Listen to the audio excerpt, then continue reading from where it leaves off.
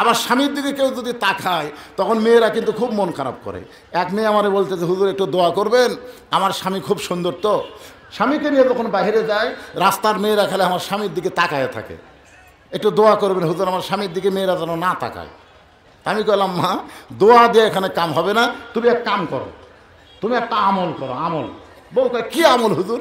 বলে আমলটা হলো তোমার স্বামীকে চাচা বানাও। যেই কইছি চাচা বানান, মেয়ে খেবে, হুজুর কোন কি আপনি স্বামীর চাচা? আমি কি চাচা কবার কছি, চাচা বানাবার কছি। তুমি একটু আমল করো। ওই কিছুদিন পরে স্বামীকে হাত পাও ধরে দাঁড়িয়ে রাখাছে, দাঁড়িয়ে এখন একমুষ্ট হয়ে গেছে। আমার মোবাইল করে, হুজুর স্বামীর লে ঘুরি রাস্তা, একটা মেয়েও আমার স্বামীর দিকে তাকায় না। যদিও কেউ ভুল করে তাকায়, তাকে বলে আসসালামু আলাইকুম চাচা কেমন আছেন। তা আমার সামনে আমার স্বামীরে চাচা করলে আমার মন খুব খুশি হয়। চাচা করলে খুশি, কিন্তু ভাই করলে বেজার।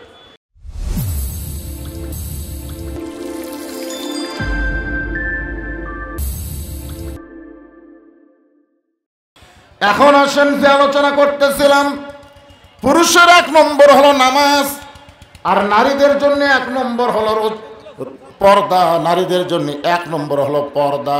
আমার মায়েরা, আমরা যখন নামাজ পড়লাম, আমার মায়েরা কিছু কথাবার্তা বললো, আমরা নামাজের ভিতর থেকে শুনতে পাইলাম।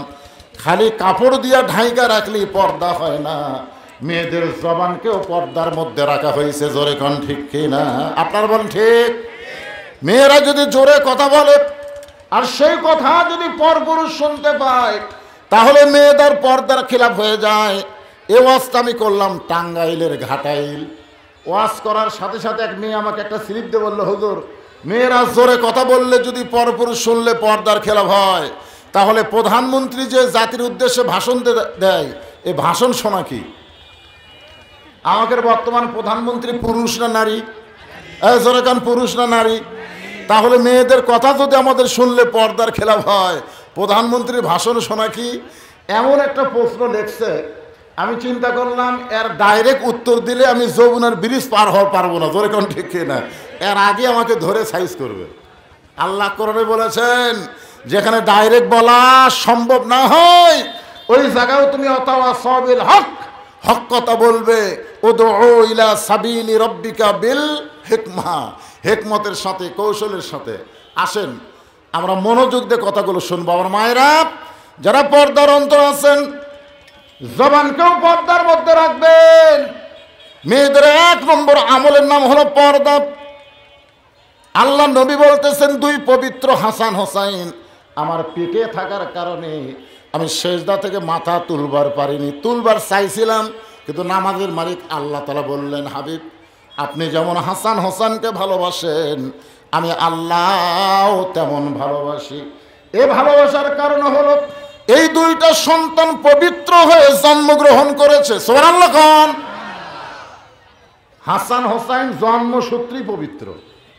এমনি জান্নাতি যুবকদের সর্দার হবে, এমনি এমনি সাইদুস শাবাবে আহলুল জান্নাহ হাসান হোসেন রাদিয়াল্লাহু তাআলা আনহুমা। সেই হোসেনের হাতে হযরত আলী কোরআন শরীফ দিয়ে, ধরে কোন কি দিয়ে? আপনারা একটু হাহুকার করেন। ছোট বাচ্চার হাতে কোরআন শরীফ দিলে লাভ না লস? জোরে কোন কি লাভ?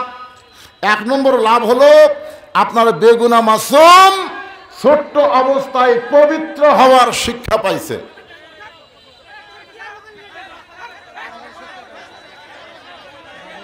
হ্যাঁ ঠিক আছে, মিডিয়ার ভাইরা তোমরা বিরক্ত করো না। হ্যাঁ, পবিত্র হওয়া। আপনারা বলেন এই কোরআন শরীফ ঠিক হয়েছে, ওরা বুঝতে পারছে। আসলে সময় মতো আসেনি তো, পরে আইছে। এরা জানি না, এরা মিডিয়ার বয়সেও জানে না যে আসরের পরে ওয়াজ হয়, মাগরিবের পরে ওয়াজ হয়। এরা জানি না, না জানা সব আইছে। আজকে দেখে যাও বাবা, যে চাষার পিছনে ঘুরঘুর করো, এই চাষা কখন ওয়াজ করবে তোমরা টেরি পাবা না। হ্যাঁ, আর ডিস্টার্ব করো না, জনগণ এমনি খেপে আছে। একবারে সেট করে এই মাঝখানে থাকাই লাগবে না, সব আউট হয়ে যাও। ওই ফাঁক ফুঁক দ্বারা দেখুক, কারণ কয়েক বছর হলে আমি আসতে পারি নাই। ওরা দেখার জন্য অনেক লোক আছে, দেখার জন্য। দেখে আসি রে, কালো মানুষটাকে একবার দেখে আসি। আলাদা একটা মহব্বত আছে, ধরে কোন ঠিক কিনা? দেখার মধ্যে মজা আছে, যার কারণে ওরা দেখবার ডিস্টার্ব হচ্ছে। ডিস্টার্ব করো না। আবার উঠে গেলে এরা কি বোঝো না নাকি? যাও। না ফেলা দেওয়া লাগবে না, এইরকম করে সন্ত্রাসী হবে কি ফেলা দেওয়া লাগবে? আপনাকে মঠ পুকুর যে কয়জন লোক আপনারা ওয়াজ শুনতেছেন, আপনাদের ওয়াজ যখন ভিডিও হবে, আমার দুই একটা ওয়াজের মধ্যে ঢুকে দেখেন 10 মিলিয়ন, 15 মিলিয়ন, 20 মিলিয়ন। মিলিয়ন মানে কি বোঝেন? 1 মিলিয়ন সমান 10 লাখ, তাহলে 20 মিলিয়ন মানে 2 কোটি। মঠ পুকুরের ওয়াজ 2 কোটি মানুষ দেখবে, খুশি না বেজার? তাহলে এগুলো তো নিষেধ করা যাবে না বাজান। হ্যাঁ, এই জন্যে ফেলে দেওয়া যাবে না। একজন বলতেছে সাইড থেকে ফেলে দাও, এটা বলা যাবে না। এই জন্য এরা যাও, সরে দাও, তোমরা সরে দাও। আপনারা একটু শোনেন, হযরত হোসেনের হাতে আল্লাহর কোরআন দিয়ে আমি এইটাই বুঝাবার চাচ্ছি, মাসুম বাচ্চার হাতে কোরআন দিবেন না আগডুম বাগডুম দিবেন, এটা বাবা হিসাব আপনাকে সিদ্ধান্ত নেওয়া লাগবে। আজকে দেখেন প্রাইমারিতে একটা ইসলাম ধর্ম বই পাওয়া গেল, এক বইয়ে একদিকে কাবার ছবি আর একদিকে মূর্তির ছবি। যেরকম ঠিক আপনার দেখছেন, সে বই দেখছেন? আপনার ছোট বাচ্চাকে কাবার ছবি দিয়ে মূর্তির শিক্ষা দেওয়া হবে, আয়রায় টিয়ে নায় ভরা দিয়ে না লেগেল বোয়াল মাছে তাই না দেখা ভোতন নাচে। আপনার বলেন তো এই কথাগুলোর মধ্যে একটা সত্যি কথা আছে? তাহলে আপনার মাসুম বাচ্চাকে আপনি জালিকাল কিতাবুল আরাই বা বিহুদাল্লিল মুত্তাকিন দিবেন না মিথ্যা প্রাইমারি শয়তানি শিক্ষা দিবেন, এর সিদ্ধান্ত আপনাকেই নেওয়া লাগবে। আপনার ছোট বাচ্চা পবিত্র হোক, আপনারা চান না? আল্লাহ রাসূল বলেছেন ওই ব্যক্তির কবরে সবচাইতে বেশি আযাব হবে যে পেশাব থেকে পবিত্র হয় না। আপনারা বলেন তো পেশাব থেকে পবিত্র হওয়ার শিক্ষা প্রাইমারি দেয় না হাফিজি মাদ্রাসা দেয়? যদি না করেন তাহলে আপনাদের পাপ হবে। কেন জীবনে কোন হাফিজি মাদ্রাসা দেখেননি আপনারা? 2-1 দিন এই বাচ্চাগুলোর পেশাব করা দেখেন না কেন? পেশাব করে দেখলে আপনার কলিজা ঠান্ডা হবে। কি সুন্দর করে পেশাব করে, পানি খরচ করে, অজু করে। অজু করতেছো ঠান্ডার মধ্যে, মাঘ মাসে এইবার যে শীত গেল ভাই, আমরা তো ফজরের সময় চেতন পাওয়ার চাই না। আর আমার হাফিজ এতিমখানা মাদ্রাসার বাচ্চারা রাত 4টার সময় ঠান্ডা পানিতে অজু করে 4 রাকাত করে তাহাজ্জুদের নামাজ আদায় করে তারপরে আল্লাহর কোরআন তারা ধরে ধরে করে সুবহানাল্লাহ। শুধু হাফিজ মাদ্রাসার বাচ্চাদের তাহাজ্জুদের নামাজ কোরআন তেলাওয়াতের কারণে বর্তমান সময়ে বাংলাদেশ টিকে আছে। যত রকম খারাপই চলতেছে, দেশ ধ্বংস হওয়ার কথা। আমাদের দেশে করোনা ছিল, ঠিক না? আসছিল না? কথা কন, আপনারা বলেন তো করোনার সময় কোনো প্রাইমারি খোলা ছিল? এ কথা কন না কেন, সত্যি কথা বলেন ছিল? কিন্তু হাফিজি মাদ্রাসা একটাও বন্ধ না। সরকারকে একজন নাস্তিক বলল যে প্রাইমারি বাচ্চারা ছোট, হাফিজি মাদ্রাসাও ছোট, বাচ্চারা পড়ে, তো প্রাইমারি যদি করোনার কারণে বন্ধ করে দেওয়া হয়, হাফিজি মাদ্রাসাও বন্ধ করে দেওয়া হোক। তখন মাননীয় প্রধানমন্ত্রী বললেন প্রাইমারি হলো নাপাক। দেখেন সত্যি কথা কি ভয় বার হয়, প্রাইমারি হলো নাপাক আর হাফিজি মাদ্রাসা হলো পাক। সুবহানাল্লাহ কর না কেন ভারে? আর করোনা এমন একটা অসুখ, এইটা সহজে পাক লোককে ধরবে না। এজন্য সরকারের আইন করছিল বেশি বেশি হাত ধোয়া লাগবে। দরকার কি ধোয়া লাগবে? হাত ধোয়ার কথা আসলো না? আপনারা বলেন তো আপনার যে 5 বার নামাজ রুজু করেন কয়বার হাত ধোন কন্ত? যারা 5 ওয়াক্ত নামাজ পড়ে করোনা থেকে বাঁচার জন্য তাদের আলাদাভাবে হাত ধোয়া লাগবে না, ওযু করার সময় ওই হাত ধোয়া হয়ে যাবে। জোরে কোন ঠিক? আপনারা শুধু নামাজের সময় ওযু করেন, কিন্তু যারা হাফিজি মাদ্রাসায় লেখাপড়া করে আল্লাহর কোরআন পড়ে তারা দিনে রাতে কতবার ওযু করে আপনারা কি হিসাব নিছেন? এই কোরআন হোসেনের হাতে দিয়ে হযরত আলী ফাতেমার ঘরের দরজায়, আপনারা বলেন তো সন্তান বড় হলে মায়ের ঘরে ঢুকতে হুকুম লাগবে, মেয়ে বড় হলে মেয়ের ঘরে বাবা ঢুকতে হুকুম লাগবে, কিন্তু স্বামী বউয়ের ঘরে ঢুকতে কোনো হুকুম? জোরে কোন কেন লাগে না? কেন লাগে না? বউয়ের ঘরে স্বামী ঢুকবে, হুকুম কেন লাগবে না? হুকুম না লাগার পিছনে কারণ হলো আল্লাহ কোরআনে বলেছেন হুন্না, পড়েন, হুন্না লিবাসুল লাকুম ওয়া আনতুম লিবাসুল লাহুন্না। যার বাংলা অর্থ হলো স্বামী বিবির পোশাক, বিবি হলো স্বামীর পোশাক। তাদের ভালোবাসা এমন, পোশাক যেমন মানুষ সব সময় পরে, স্বামী স্ত্রীর ভালোবাসা কি মাঝে মধ্যে না সব সময়? কথা কন না কেন? এই ফেব্রুয়ারি মাসের 14 তারিখে কি হবে? হ্যাঁ, আপনারা গ্রামের মানুষ তো বুঝবার পারতেছেন না। শহরে যারা আছে এখন থেকে মালার বুক দিছে, মালার বুক। 14ই ফেব্রুয়ারি ভ্যালেন্টাইন ডে, বিশ্ব ভালোবাসা দিবসে ওরা ভালোবাসার জোয়ার তুলবে। খ্রিস্টান, ইহুদি এদের স্বামী স্ত্রীর মধ্যে কোনো সম্পর্ক নাই। বিয়ে করার পরে বউ কুটি স্বামী কুটি আর লিজেই জানে না। ওরা বছরে একদিন ভালোবাসা দেখায়, ভ্যালেন্টাইন ডে। খ্রিস্টান, ইহুদি, হিন্দু, বৌদ্ধ করতে পারে, কিন্তু মুসলমানের ঘরে কোনো ভ্যালেন্টাইন ডে নাই। মুসলমানের ভালোবাসা সব সময়। এ কথা কে বলেছেন? মাইকের সাউন্ডটা ক্লিয়ার করো। তোরা কি মাইক রে? জনগণ ঠিক মতো রিফ্লে দেয় না।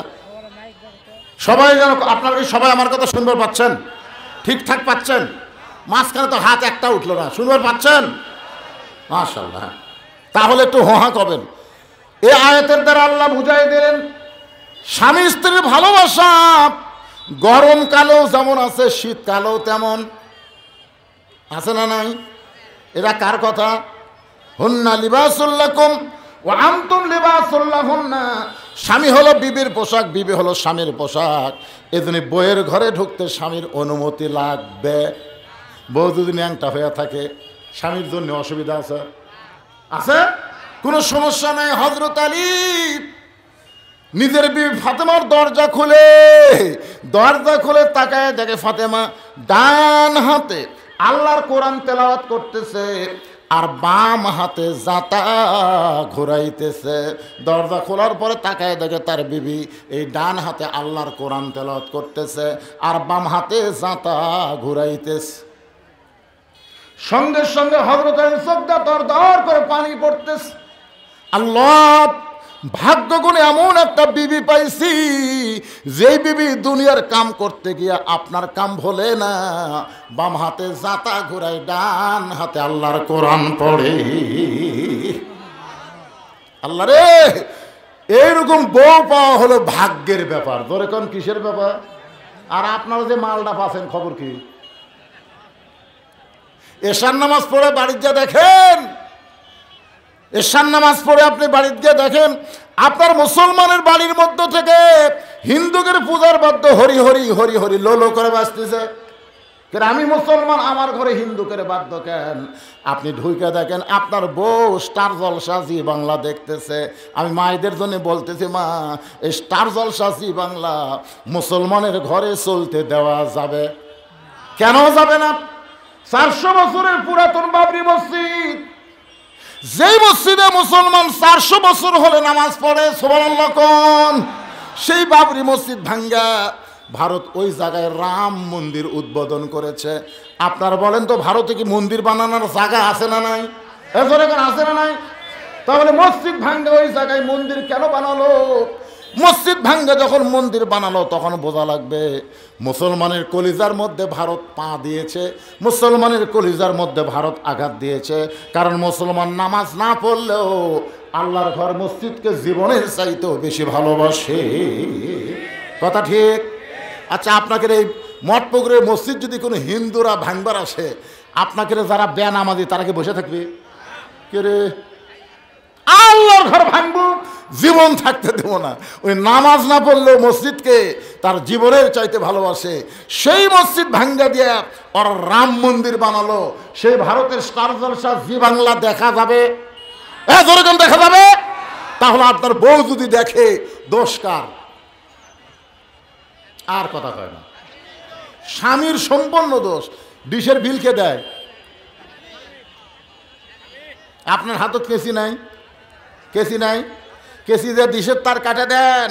বর্তমানে স্টার জলসা জি বাংলা থেকে আপনার বউকে বাঁচানোর জন্য যদি ডিশের লাইন কাটে দিবার পারেন, একটা বদর যুদ্ধের সওয়াব আল্লাহ আপনাকে দান করে দিবে। ধরে কোন সুবহানাল্লাহ, খালি সুবহানাল্লাহ করেন, পারবেন না? হুজুর, আপনার ওয়াজ শুনে বউ হেরামো। যে বউ স্টার জলসা জি বাংলা দেখে, ওই বউ হেরানাই ভালো। ওই বউ ঘরে থাকলে ঘর আপনার জাহান্নাম হয়ে যাবে। ওই ঘরে কোনো বরকত থাকবে না। কোটি কোটি টাকা কামাই করবেন কিন্তু শান্তি থাকবে না। ধরে কোন কি থাকবে না? মুসলমানের ঘরে আল্লাহর কোরআন তেলাওয়াত হবে। মুসলমানের ঘরের মধ্যে হিন্দুকের পূজার বাদ্য বাজতে পারে না। আমার মায়েরা যারা ওয়াজ শুনতে আইছেন, আপনাদের 1 নম্বর আমল হলো পর্দা। এই পর্দা যদি আমল করতে চান তাহলে ভারতের স্টার জলসা জি বাংলা দেখা চলবে না। ওই নাটকের মধ্যে পুরুষ নারী আছে না নাই? আছে। মেয়ে মানুষের কাছে শুনবেন দেওয়ার সাথে ভাবির প্রেম।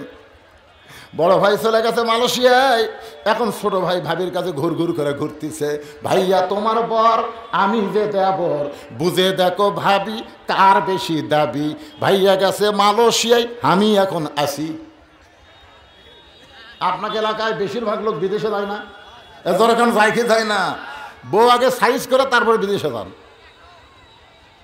আমার মায়ের একটু মনোযোগ দিয়ে শুনবেন, হযরত আলীর সঙ্গে সঙ্গে জবান ফসকা বার হয়ে গেছে, বলবার চাইনি কিন্তু জবান ফসকা বার হয়ে গেছে। রব্বানা, সকলে পড়েন, রব্বানা আতিনা ফিদ দুনিয়া হাসানাতাও ওয়া ফিল আখিরাতি হাসানা ওয়া কিনা আযাবান নার। এটা হযরত আলীর জবান ফসকে গেছে, বার হবার চাইনি, বের হয়ে গেছে। সঙ্গে সঙ্গে ফাতেমা কোরআন আয়াত শোনার সঙ্গে সঙ্গে জাতা ঘুরানো বন্ধ, কোরআন তেলাওয়াত বন্ধ করেছে। জাতা ঘুরানো বন্ধ, কোরআন তেলাওয়াত বন্ধ। স্বামী যখনই কোরআনের আয়াত তেলাওয়াত করেছে সঙ্গে সঙ্গে ফাতেমা জাতা ঘুরান বন্ধ করে দিছে, কোরআন তেলাওয়াত বন্ধ করে দিয়া দৌড়ে এসে বুড়া আঙ্গুলে ভর দিয়া স্বামীর কপালে একটা চুমা খাইছে। সুবহানাল্লাহ। আলী বলে, ফাতেমা তুমি জাতা ঘুরাচ্ছ, কোরআন পড়তেছো, সেইগুলো বাদ দিয়া আমার কপালে চুমা দিলে। ফাতেমা বলে, স্বামী গো আপনি কি জানেন না, স্বামী যখন ঘরের মধ্যে আসবে তখন বিবির সমস্ত কাজ কাম আল্লাহ হারাম করে দিবে, একমাত্র কাজ হলো স্বামীকে খুশি করা। সুবহানাল্লাহ কর না কেন? স্বামী যখন ঘরের মধ্যে আসবে তখন বইয়ের কয় কাজ? আপনারা মনে হয় শান্তির নাই বারে, কথা কর না কেন? শোনা যাচ্ছে না? শোনা যাচ্ছে? তাহলে স্বামী যখন বইয়ের ঘরে আসবে তখন বইয়ের কয় কাম? একমাত্র কাজ, সে কাজ হলো স্বামীকে খুশি করা। জাতা ঘুরান বন্ধ, কোরআন তেলাওয়াত বন্ধ। স্বামীর কপালে চুমা দিছে। হযরত আলী বলতেছেন, ফাতেমা জাতা ঘুরান বন্ধ করলে ঠিক আছে, কিন্তু আল্লাহর কোরআন তেলাওয়াত বন্ধ করলে। ফাতেমা বলে, স্বামী গো আমার বাবা আল্লাহর নবী আমারে কইছে, ফাতেমা আল্লাহ ছাড়া কাউকে যদি সেজদা দেওয়ার হুকুম থাকতো তাহলে তোমাকে বলতাম আলীর পায়ে সেজদা করো। আল্লাহ ছাড়া কাউকে যদি সেজদা দেওয়ার হুকুম থাকতো তাহলে তোমাকে বলতাম স্বামীর পায়ে সেজদা করো। এ কথা তার নবী বুঝাইলেন, আল্লাহ ছাড়া কাউকে সেজদা দেওয়া যাবে না, কিন্তু প্রত্যেকটা নারীদের জন্য স্বামীর পায়ে সেজদা দেওয়ার কথা বলার পেছনে কারণ হলো আল্লাহর পরেই মেয়ে মানুষের কাছে সবচাইতে দামি ওই মহান ব্যক্তি হলো তার স্বামী। আল্লাহর পরে বইয়ের কাছে সবচাইতে দামি ব্যক্তির নাম কি? আপনারা কথা বলবেন না? এ বাবা তুমি আর কি ছবি তুলবার লাগলে? ছবি তুলতে এতক্ষণ লাগে, এখন ডিজিটাল কায়দা। এখন আমি তো ছবি তুলবারে দেই না, দেখি 1,000 ছবি সাপ্লাই হয়ে গেছে। কিভাবে? কয় হুজুর আমাকে তো খালি লোক থাকি, চোখের পলকই কাম হয়ে যায়, অতক্ষণ সাইজ হওয়া লাগে।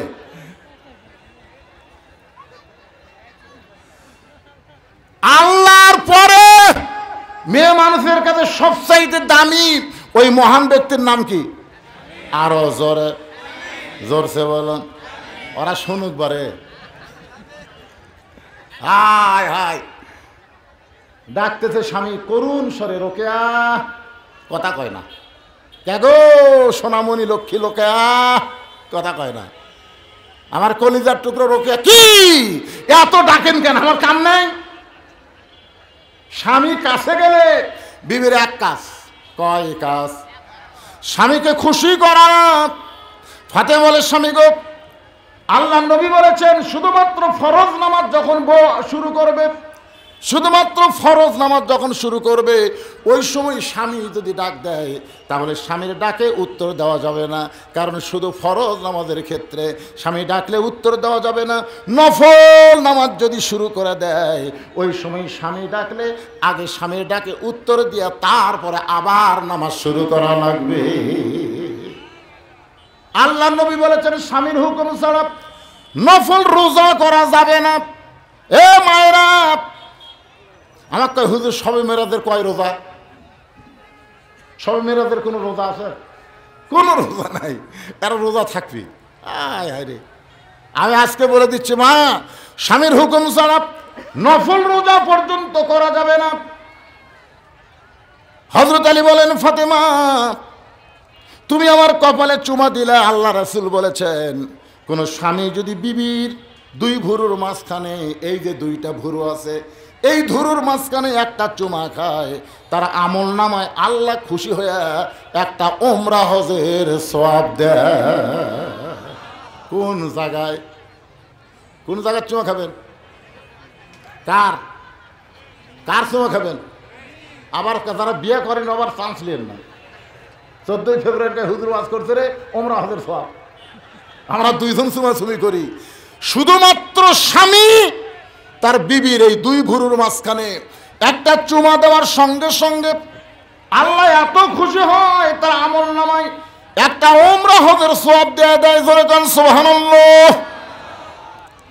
ফাতেমা বলে, স্বামী গো, আপনি আল্লাহর কোরআন পড়তেছিলেন, সেই কোরআন পড়া বাদ দিয়া আপনি খামাকা আমার ঘরের মধ্যে অসময়ে ঢুকলেন। আপনি তো এই সময় কোরআন পড়তেছেন। জোরে কান কি পড়তেছেন? হযরত আলী কি পড়তেছেন? ফাতেমা ঘরের মধ্যে কি পড়তেছে? জোরে কয়। আলীর কোরআন পড়া ফাতেমা শুনতে পাবে, কিন্তু ফাতেমার কোরআন পড়া আলীকে শোনানো যাবে না। মেয়ে মানুষেরা ফরজ নামাজের মধ্যেও যদি কোরআন পড়ে আস্তে আস্তে পড়া লাগবে, কাউকে শোনানো যাবে। এই খেয়াল করবেন মেয়েরা, কোরআন শরীফ পড়াও জোরে যাবে না।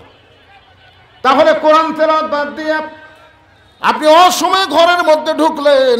আলী বলতেছেন, ফাতেমা আমি ঢুকবার চাইনি, ঢুকতে চাইছিল তোমার হোসাইন। কে ঢুকবার চাইছিল? আমি ঢুকতে চাইনি, ঢুকতে চাইছিল তোমার হোসাইন।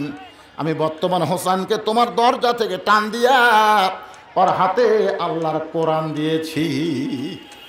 সঙ্গে সঙ্গে ফাতেমাকে আলহামদুলিল্লাহ, ওই বাবা মারাই হলো সবচাইতে বড় ভাগ্যবান যার শিশু বাচ্চার হাতে থাকবে আল্লাহর কোরআন। কেউ কিছুই করলেন না। কোন বাবা মা? ওই বাবা মা সবচাইতে বড় ভাগ্যবান যার শিশু বাচ্চার হাতে থাকবে আল্লাহর কোরআন। আজকে বাংলাদেশের সমস্ত শিশু বাচ্চার হাতে এ কোরআন শরীফ দেওয়ার দরকার আছে না নাই? আমরা যখন ছোট ছিলাম তখন আমাদের পারিবারিকভাবে আল্লাহর কোরআন শিক্ষা দেওয়ার জন্যে আমাদের বাপ মা চেষ্টা করছে। আর এখনকার ছেলেরা একেবারে ছোট্ট বাচ্চা নিয়ে এসে আমার কাছে, হুজুর খালি কান্দে, খালি কান্দে, একটু দোয়া দরুদ পড়ে ফু দেন তো।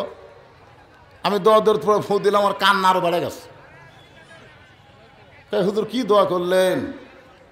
আমি পানি পড়া দিলাম, কান্না থামে না। মেয়ের সন্তানের মা বলছে যে হুজুর বর্তমানে দোয়া দরুদের আর ফজিলত নাই। কি দোয়া দেন, থামে না তো।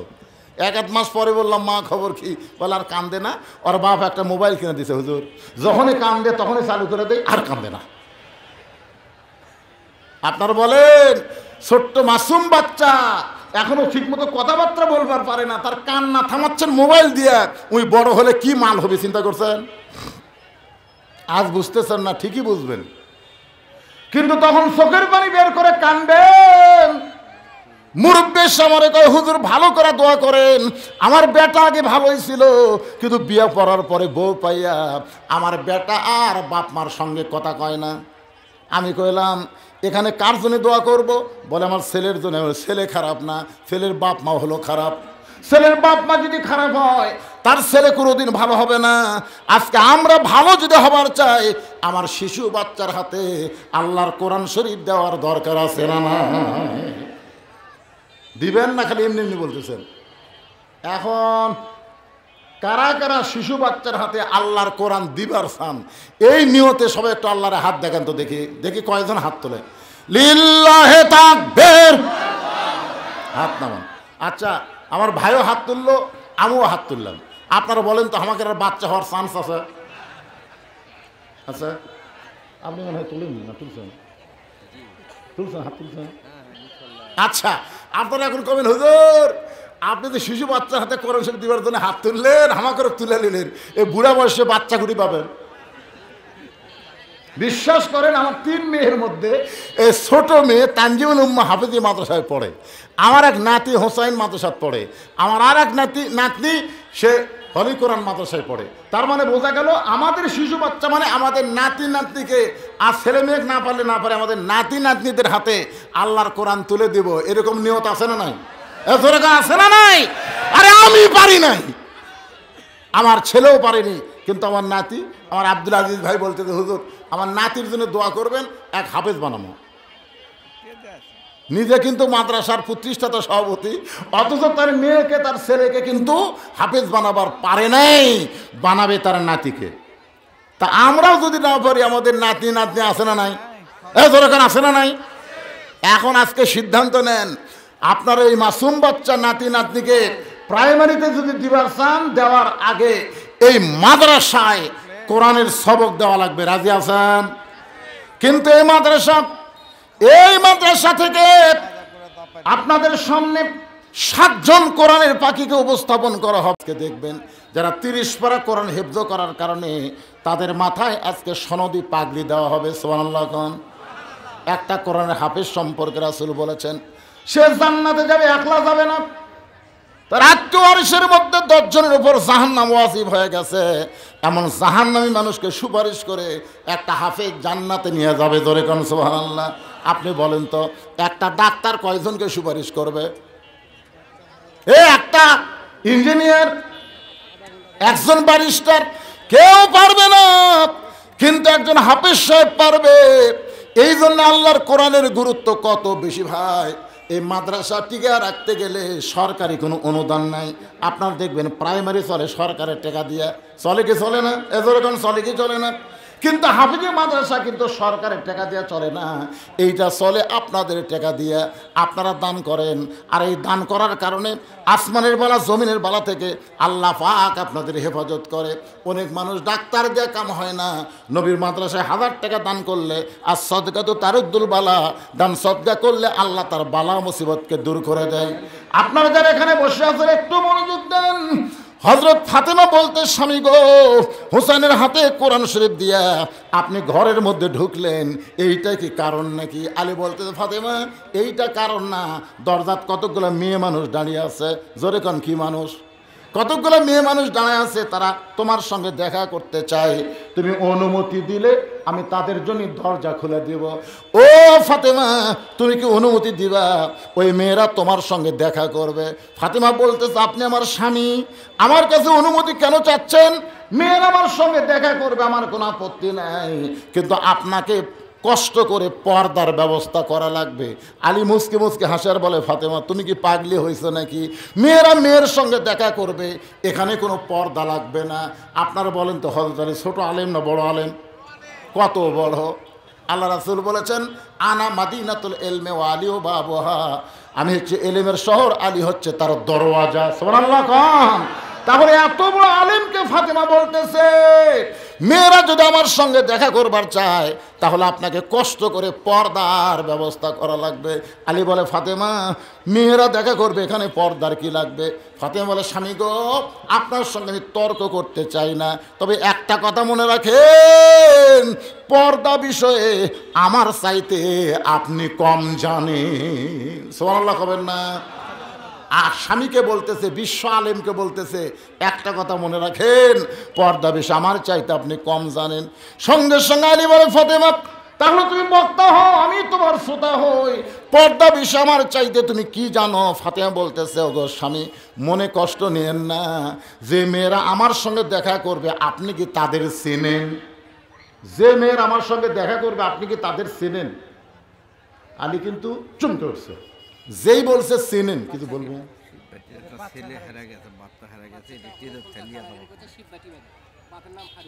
তার মাও নাই, মায়ের কাছ থেকে খোঁজলে দেখেন এই সিজার করা, খোঁজলে দেখেন এই সিজার করা, সিজার করা বাচ্চারা অস্থির হয়। শিববাটির একটা বাচ্চা পাওয়া গেছে, মা ফারুকের মেয়ে। হাই রে, বাপের নাম কভার না পারলে কি যে বিপদ হতো রে। স্টেজের ওপর আছে, একটা পুরুষ মানুষকে পাঠায় দেন, ফারুকের মেয়ে, অজগবে একজনের হাতের দান দিয়েন না। মেয়ের নাম হলো ফারজানা, সবই গৌর করে। বাবা আনন্দে মাতিয়া সাগরে ভাসাইয়া সেই যে চইলা যায় খবর লয় না।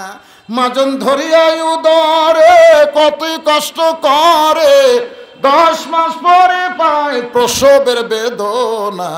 এমন দরদি ভাবে কেউ হবে না আমার মা, মা গো। 18 সালে আমার বাবা মারা গেছে, 18 সালে। তখন মা বলতো, বাজান কোনো টেনশন নাই, আমি তো আছি, আমি তো আছি। আমার মনে পড়ে যায় একদিন আমার নাতি হোসাইন, আমার মা বসে আছে চেয়ারে, মায়ের সামনে আমাকে বলতেছে, এই বুড়া। আমার নাতি যখন আমার বুড়া কইছে, আমি মুচকি মুচকি হাসতেছি, কিন্তু আমি তাকায় দেখে চেয়ারে বসে আমার মা ছোট বাচ্চার মতন কাঁদতেছে। মায়ের চোখটা পানি পড়তেছে, মা 2টা হাত চোখের সামনে দিয়াস। আমি মায়ের কাছে গিয়ে বললাম, মা কি জন্য আপনি কাঁদেন?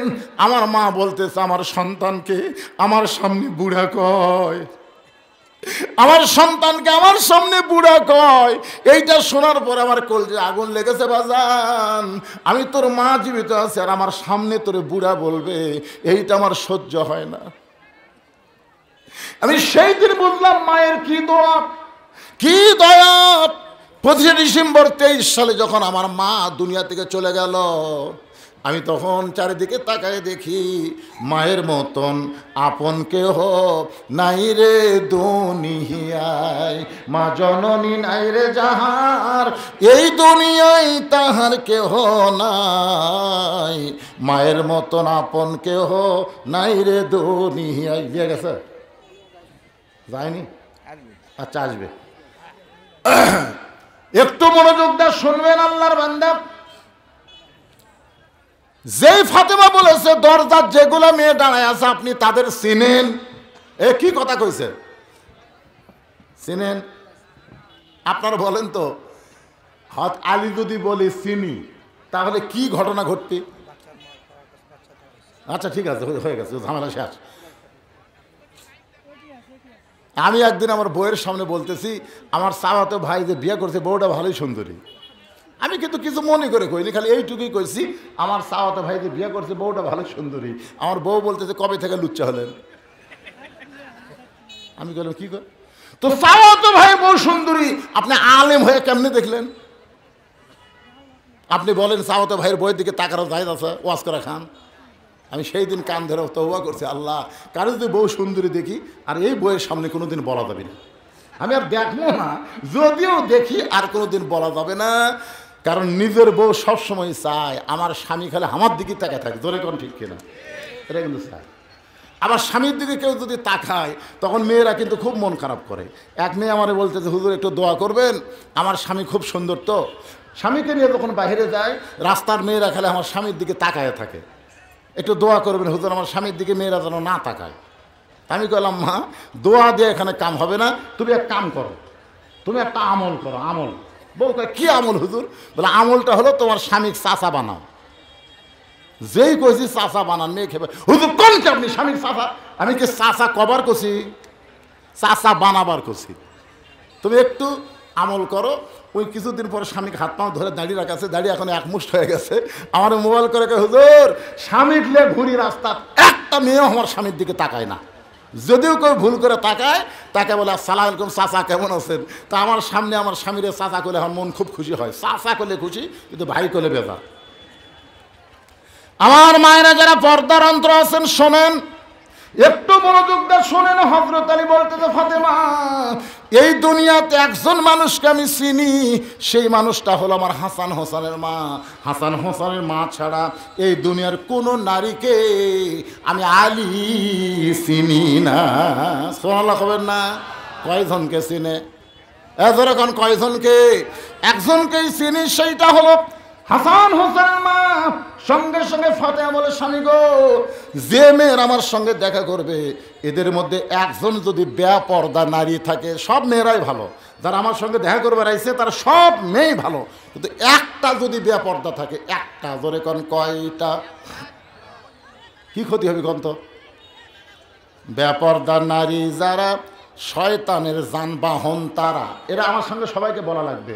বেপরদা নারী যারা শয়তানের যানবাহন তারা, বেপরদা নারী যারা শিলা কলা তারা বেপর্দা নারী যারা, শিলা কলা তারা বেপর্দা নারী যারা, ব্রয়লার মুরগি তারা, ব্রয়লার মুরগি তারা।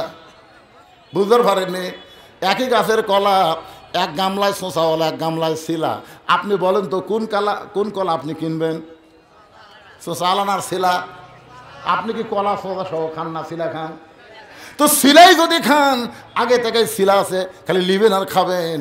কিন্তু আপনি কেন কিনবেন না? এ কারণেই কিনবেন না যে আমি খাওয়ার আগে অনেক কেউ খাইছে। কে খাসে? পোকা খাসে, মাছি খাসে, মশা ধুলাবালি খাসে। তার মানে বোঝা গেল কলা খাওয়ার ব্যাপারে আপনি খুবই চালাক। সুসাওয়ালা ছাড়া শিলা কলা কিনেন না। তাহলে বিয়ে করার ব্যাপারে, বউ নিয়ে সংসার করার ব্যাপারে আপনি এত বোকা হলে চলবে না। আপনার বউটাকে পর্দার মধ্যে রাখা লাগবে, পরপুরুষ যেন দেখবার কোনো চান্স না পায়। আল্লাহ কোরআনে বললেন, অকরনা ফি বুয়ুতিকুন্না ওয়ালা তাবাররুজনা তাবাররুজাল জাহিলিয়াতিল উলা। ফাতেমা বলে, স্বামী গো, একটা যদি বেপর্দা মেয়ে থাকে, আর সেই বেপর্দা মেয়ে যদি আমি ফাতেমাকে দেখে, তাহলে বলেন তো আমার ক্ষতি কি? ওই বেপর্দা নারী যদি আমি ফাতেমাকে দেখে, আপনাকে দেখার দরকার নাই।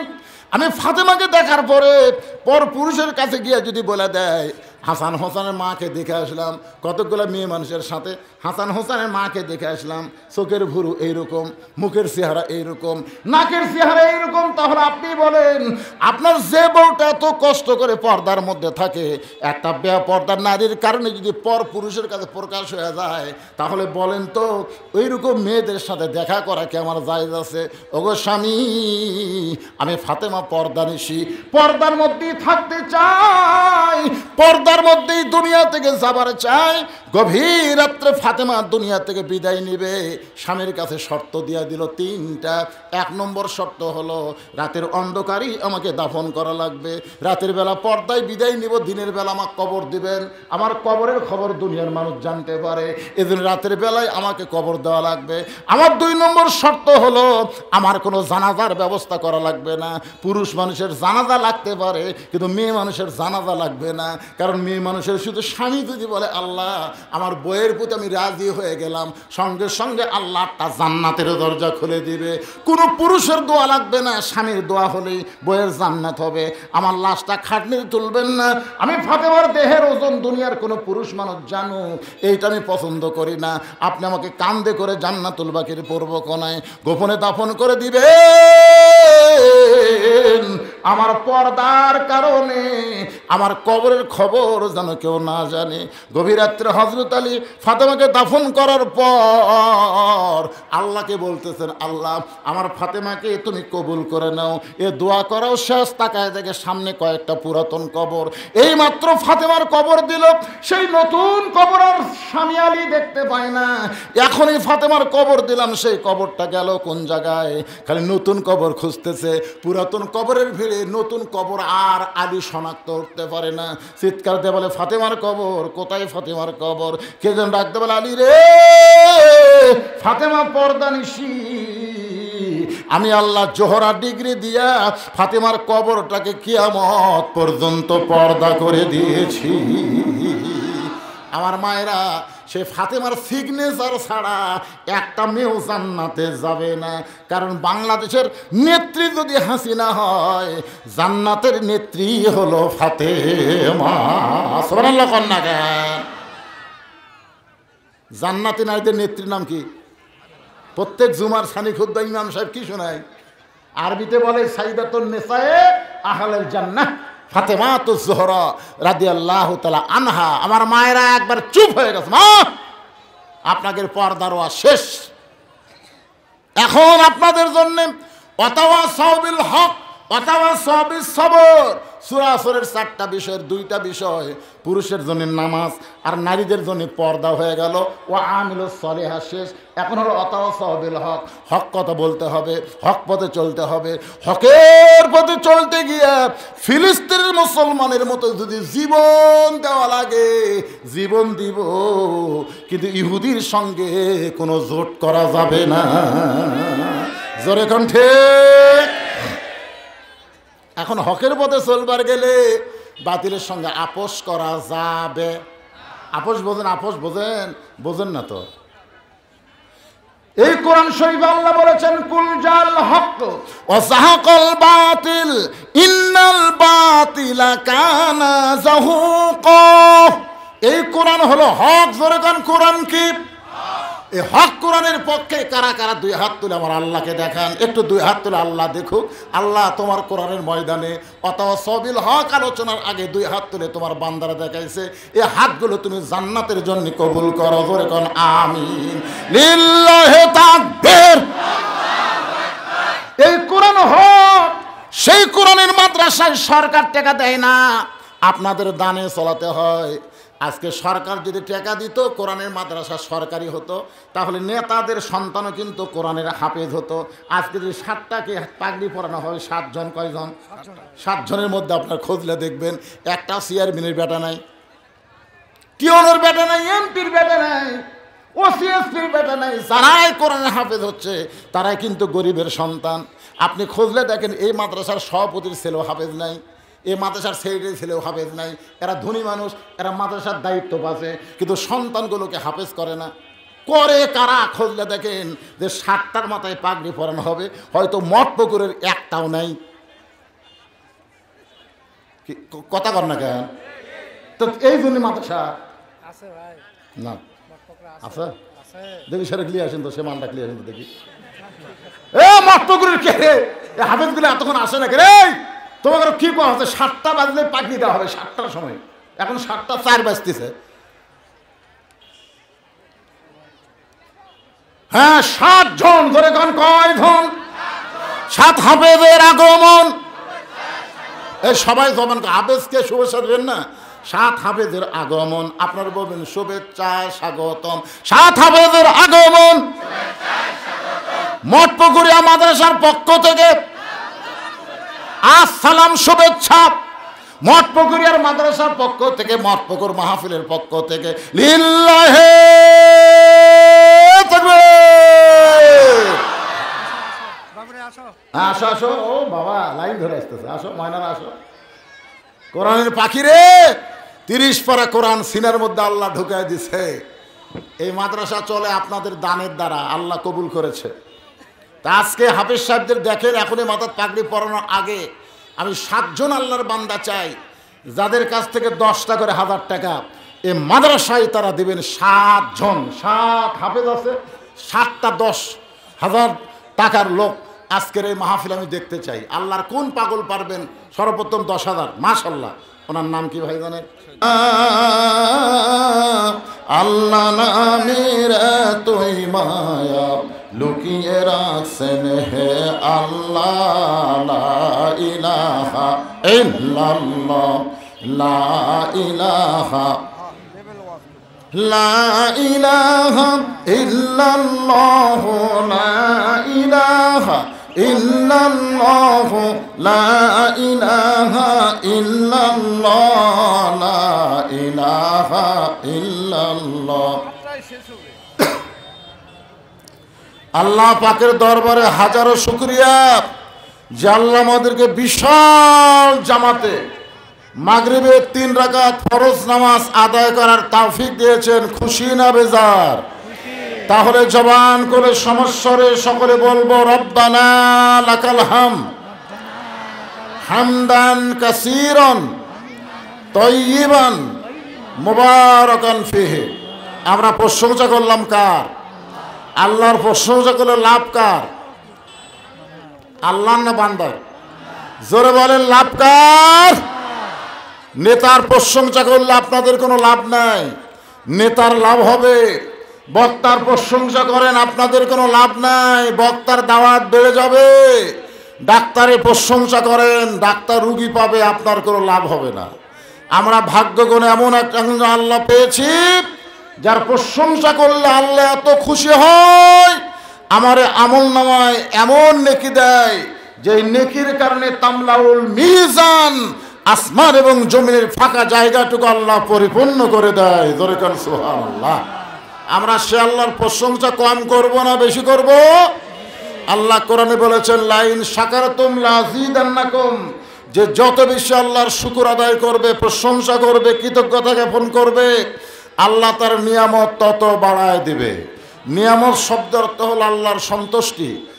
যত প্রশংসা করবেন খুশি হবেন কে?